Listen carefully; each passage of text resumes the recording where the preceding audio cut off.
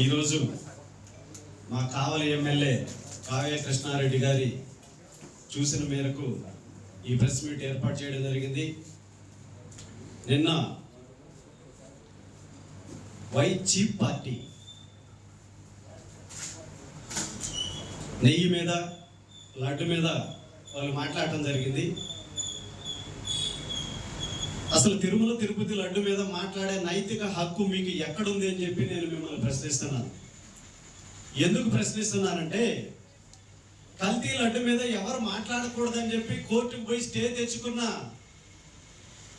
420 dacoits మీరు కల్తీ జరగలేదనే ధైర్యం మీకున్నప్పుడు, మీరు కల్తీ చేయనప్పుడు కోర్టుకి వెళ్ళి మీరు ఎందుకు స్టే తెచ్చుకున్నారు అంటే, స్టే తెచ్చుకున్న రోజే కల్తీ జరిగిందని చెప్పి మీరు ఒప్పుకున్నట్లే.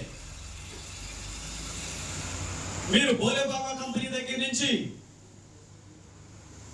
పాలు కొనకుండా నెయ్యి తీసిన గనులు మీరు. తల్లి పాలను కూడా కల్తీ చేయగలిగిన నేర్పరగలిగిన వ్యక్తులు జగన్ అండ్ కో బ్యాచ్. దాదాపు 2,60,00,000 లీటర్లు కల్తీ నెయ్యిలో సుమారుగా 20 కోట్లు పైబడి లడ్లు తయారు చేసి హిందువులు మనోభావాలు దెబ్బతినే విధంగా పనిచేసిన వ్యక్తులు మీరు, మీ బ్యాచ్. దీనికి సుమారుగా దాదాపు 230 కోట్ల పైబడి అవినీతి జరిగింది. ఈ డబ్బు మొత్తం కూడా తాడేపల్లి ప్యాలెస్ కే చేరిపోయింది.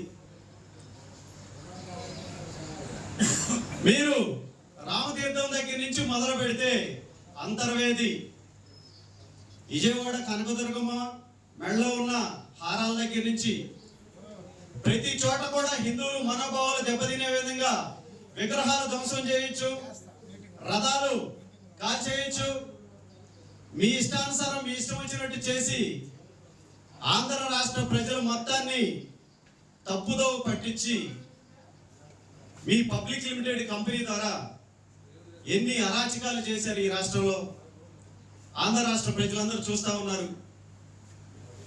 బయట కూర్చొని పిచ్చి ప్రేలాపనలు, పిచ్చి మాటలు, ఆప్తి రికార్డు మాటలు మాట్లాడటం కాదు జగన్మోహన్ రెడ్డి. మీరు అసెంబ్లీకి రండి.